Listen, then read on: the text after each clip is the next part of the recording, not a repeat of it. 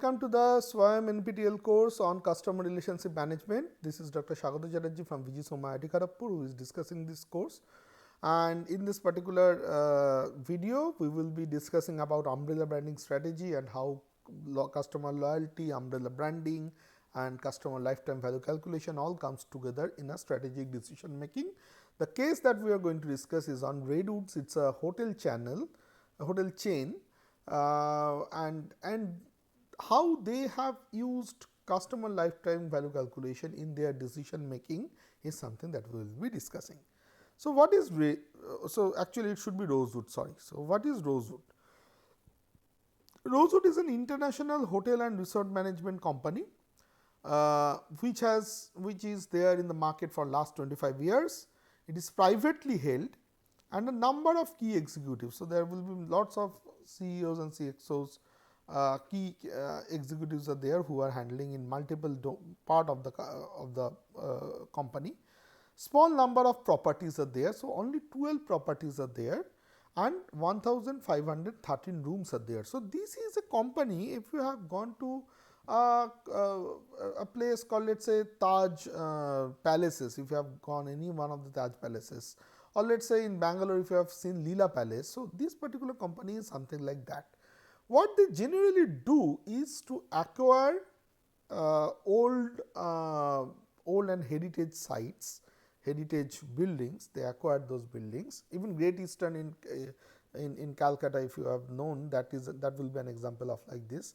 So, these guys acquire heritage buildings, transform them to hotels, and then they actually try to attract the customers. Now, the difference is that the hotels are very much, if you have acquired, let us say, Great Eastern, if I am talking about Great Eastern in Calcutta, Great Eastern is very much associated with the colonial history of Calcutta. So, how British came in and how they have established, what kind of the food in that thing is Bengali or colonial or Western, or all the architecture is English architecture, the interior design is English interior design.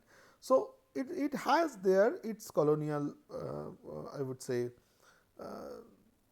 colonial shadow on it. On the other hand, if I talk about, let us say, Taj Palace, which is based out of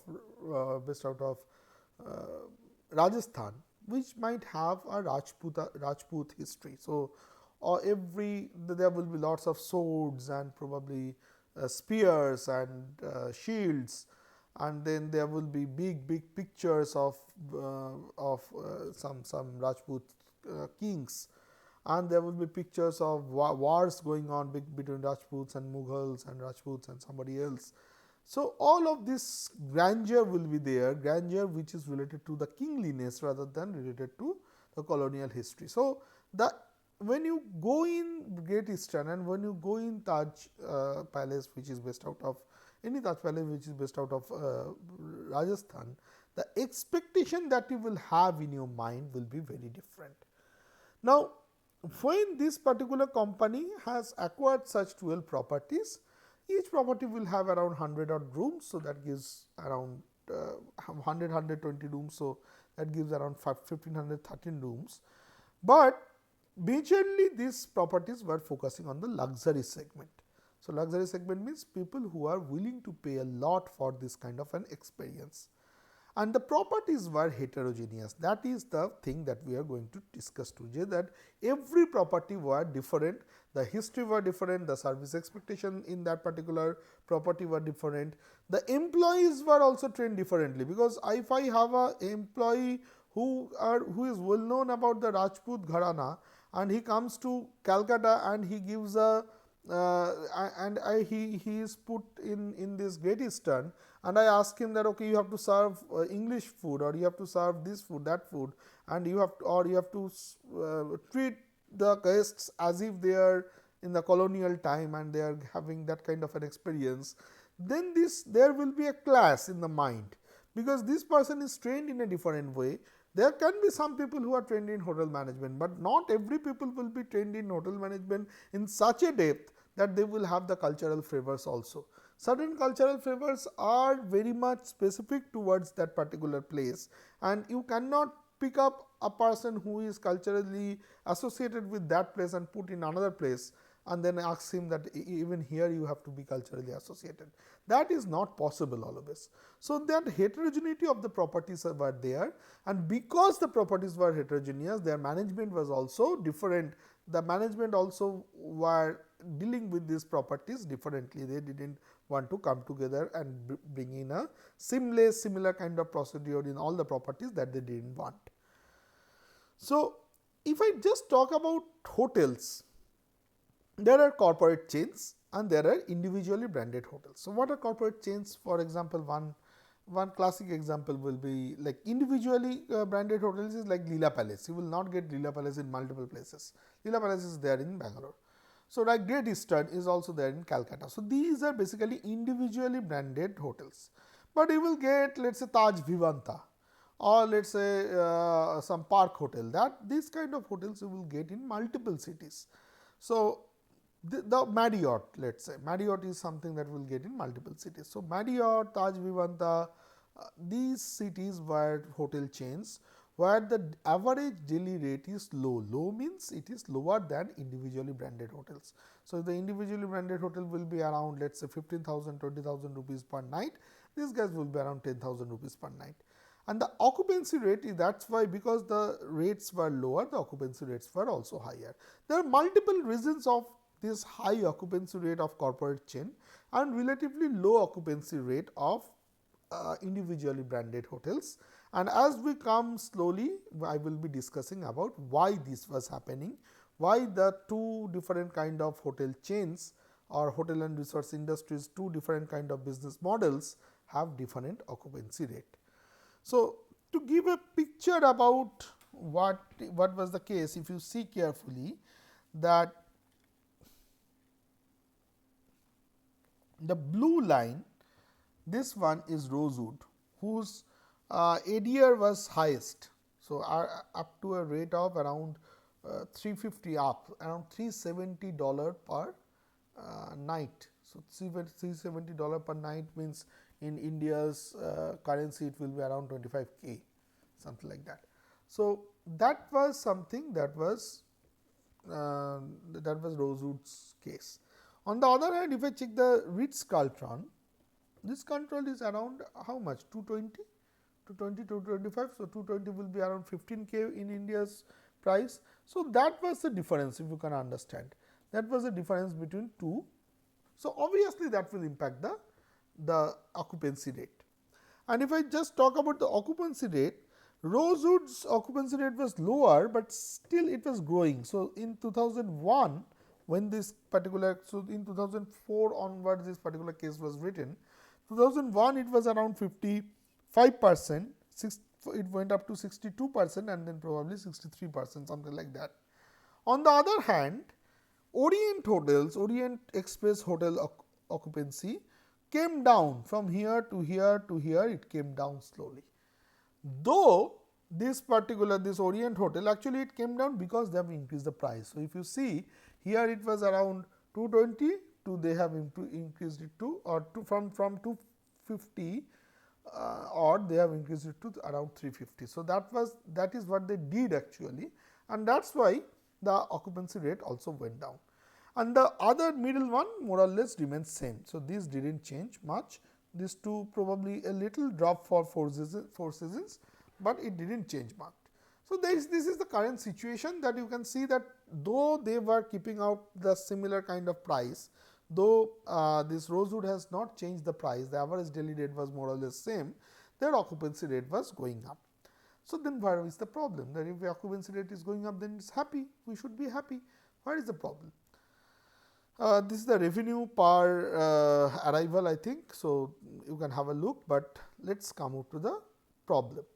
So, okay, so what was the problem? So, before I come into the problem, let us talk about the Rosewood's branding strategy. So, as I told that each of these, it has 15 properties or 12 properties, and each property were individually branded. Individually branded means that is what I was talking about, what I was talking about in the last class. So, in the last class, if you remember, I talked about umbrella branding here, and I told that there are certain brands which are under umbrella brand, but which does not require the help of the mother brand. And this is the Nestle is the mother brand, and these are the sub brands, and sub brands itself are very strong enough, they do not need the help of the mother brand. But here in case of Tata, this is the mother brand, this is the sub brands, but other than Titan and Tanishq, probably all other guys like TCS and Tata Motors and Tata Steel will require the help of the mother brand, while or let us say Tata Power, or let us say any Tata projects, all of them will require the help of the mother brand when they are doing branding. Now, what kind of branding strategy is right for which kind of company is something that we will be trying to discuss now. So, just think about this thing that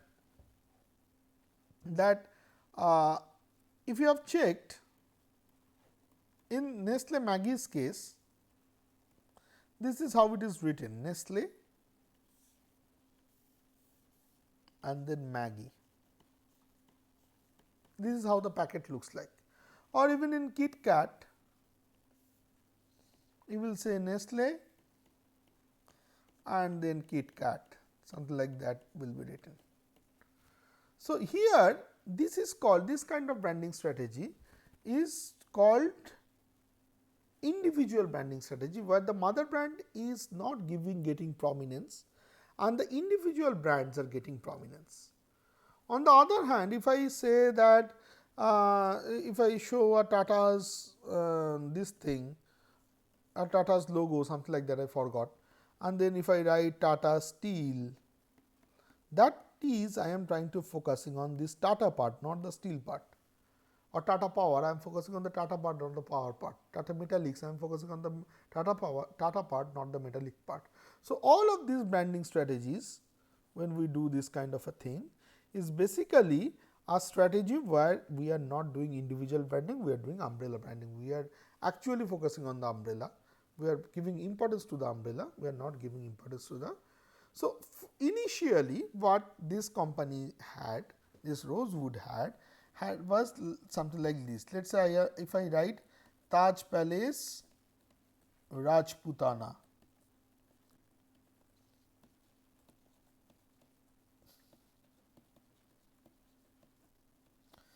and let us say Taj Palace, let us say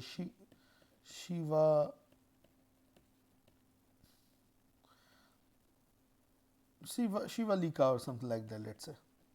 Anything related to Shivaji, I am not. So, this will be this will be related to Maharashtra, this will be related to the Rajput history, and the historical facts based on these two groups will be different, and the prominence, the things that you will give more importance to are different, because the cultures are different. And if the cultures are different, then you want them to be different brands, so that a person goes to the Taj Palace Rajputana will get the flavor of Rajput history. A person goes to Shivalika, or I could not create a name, but you can create a name like that, that will get a Marathi history or Shivaji's history will come to know, and those kind of experience you will get. So, similar thing was done by this Rosewood. It used an individual branding strategy for unique properties. So, each property had its own personal branding strategy. That is why the ads were also property specific. That is why there was no countrywide ad, very localized ads were there. Soft branding of Rosewood name, the soft branding means the one that I have just shown, the Rajputana or the Nestle name is small and the other name is big. So, that is soft branding. So, the Rosewood name was soft branded. There was a sense of place. Sense of place means whatever this place is talking about, you can go in and actually feel that particular thing, that you can feel that okay, this place is talking about everything about Rajput history, or this place is talking about everything about colonial history of Calcutta. So, that sense of place was there. Flexible service and product standards. So, each hotel was given flexibility in terms of what kind of service and products will be given and at what standard, what price, and margin was pretty high. So, they were actually targeting only those customers who will love that experience. So, if they love that historical heritage experience, only then they will be coming to this thing. So, that is why the margin that they could keep was pretty high, and still they were getting pretty good occupancy rate. What was the result? The result was they had a very small niche market. So, small means the total customer size was 1,15,000, and these were majorly wealthy section. They could spend $750 average daily, means ADR is $350. If you remember, 350 was average daily rate of the room. Outside the room also they can spend another $400 every day. That was the condition. An average revenue per guest, that is why they used to stay 2 days at least when they, in an average, when they used to visit.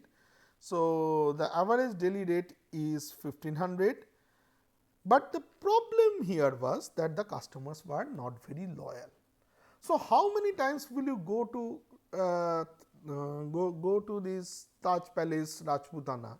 If you have already have that experience once, you might not want to go back to that experience again, because oftentimes we want to just have, we are, let us say, if I am a history lover, I will go here, and a wealthy history lover, then I will go here, and then next time I will go to some other place where the history is there. So, it becomes like a tick in my travel folder that okay, I have gone to Rajasthan. So, that is why the retention rate or the repeat customer was very low, only 17%, and multi-property customers were further low, 5%. That means a person who likes the Rajputana history might not be interested in the Shivalika history or the colonial history. There will be very few people who is actually history lover and might go to multiple properties to have the sense of history in the multiple properties.